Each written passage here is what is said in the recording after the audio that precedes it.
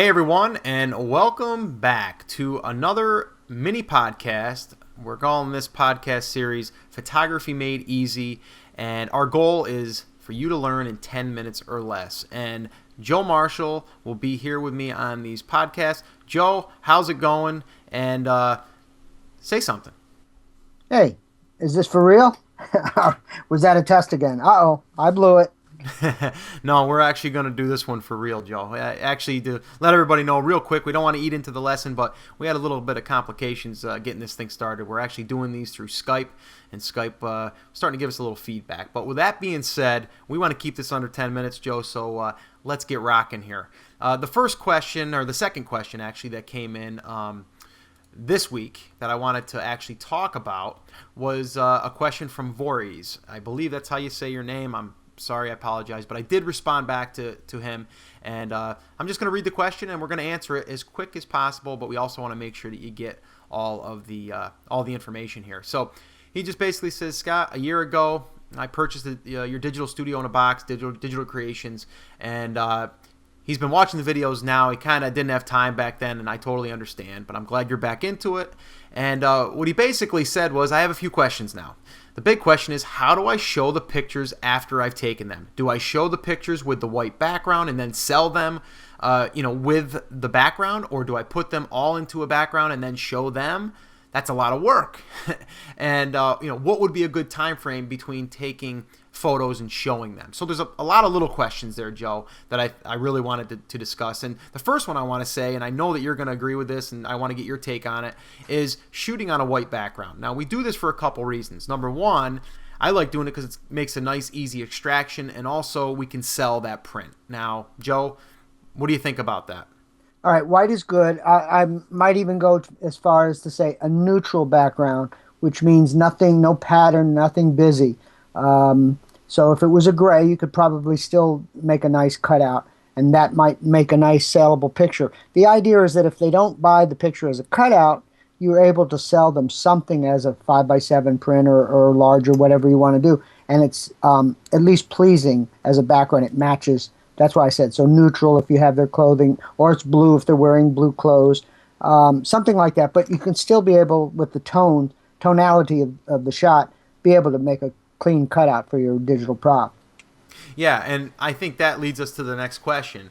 And basically what he's saying is do I go ahead and give them these pictures that I'm shooting to put into a digital background, or do I show them the pictures before I put them into a digital background? So, I mean, my take on that is let's try to get some shots that we can go ahead, bring into Photoshop, clean them up, pick, maybe, a dozen or so images that you really think that you could sell these people and that they would really want, and then make them really good that can stand on their own without doing any digital backgrounds or anything, okay? And then you can go ahead and mix in one or two shots in a digital background. Now, I don't know if you heard that, anybody out there. I heard a little bit of squawking. That's our friend Skype, but Skype's also making us, or allowing us to do this, so we got to put up with a few of those bugs, but I apologize for that if you did hear that. But anyway, back to the question. So really, Joe, what he's saying is do you go ahead and do all that work to get these into the images for digital backgrounds? Do you do a handful of them, or do you show just one or two images?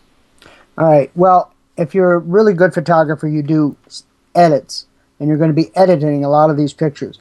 The clients aren't going to see these pictures. Hopefully you didn't show them the back of your camera every time you took a shot and say, here, look at this, because you don't want them to come back and later and say, I remember you shot this thing. So you've got to edit, and then when you find something that looks good in a prop, go ahead, either make a little one of it or make a big one and show them the small size, because you don't want to go print something big and you don't want to take all that time. And also, we don't sell 5x7s of the digital prop. Try to sell the enlarged ones if you're going to go and do all that work. Yeah, and what I said too, I also when I responded back to him, is basically I said, what I would suggest doing is put him, do like maybe one or two, samples that you can show them. But I'd also have a portfolio. Hopefully, you're gonna have a portfolio that's going to show 8x10s, into a portfolio book, or you can bring some large pieces that you framed and everything, and then try to show them those images, and that's going to also whet their appetite, and it's going to want them wanting the larger pictures, because we buy what we see, right? I mean, that's common sense. So that kind of answers that. The last part of this kind of 3 or 4 questions wrapped into one was what's the time frame? Do we wait 3 weeks? Do we do it in a week? Do we do it in 3 days? What's the time frame?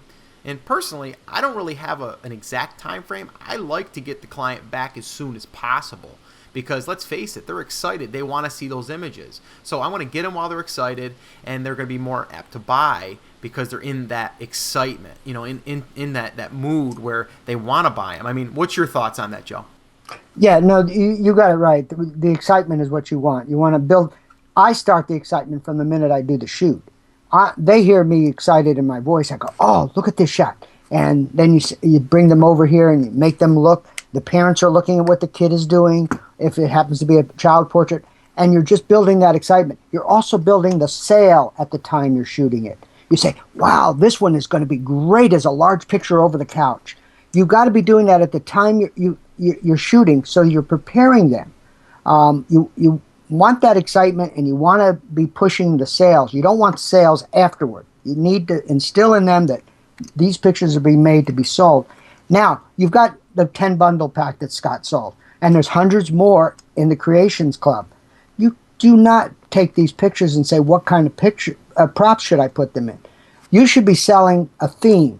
I like to say Fish Friday is the fishbowl, or Ice Cream Sunday is the ice cream pictures, or you could have Wash Day Saturday. You pick a theme, find a couple of props, and you don't do the whole gamut of everything Scott sold us.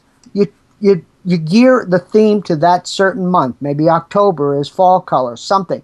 And those are the only few props you use. You're not going to be inundating these people with all kinds of props and say, oh, here's one in a car, here's one in a tree, here's one with a fence post. So you got to gear it down that way, and that'll make it easier for you. And then again, I said editing, and then call them in when they're excited to see what you've done already. But you've already had the theme, so they already know, oh, I'm going to see the fish, or I'm going to see, the ice cream sundae or something. Yeah, those are great points. What I want to finish with is 2 things. One, I think was a critical, tip that I think you said, which a lot of people might not have even caught on to what you had said, but I think it's real important to not really show the people in the camera when you're taking these shots. So many people want to, because you almost want to get that approval. But I think that if you if you leave them curious and wondering, but you show the excitement in your voice, just like Joe was doing, that's a huge tip right there. So I think out of this whole podcast, if you just took that alone, that'd be a huge tip for you to do. But I just really want you to just think about what we just said right there. I know it's a lot right there. And again, in under 10 minutes, we want you to take some of this information and just think about what you can apply to your business and do it. And I think those tips right there, what I just shared with you, is a huge one. So that's it. That's going to wrap up this podcast. We're going to be doing these again on a regular basis. So I want to thank you for tuning in. Leave a comment on the blog, and we will talk to you in the next podcast. See you later.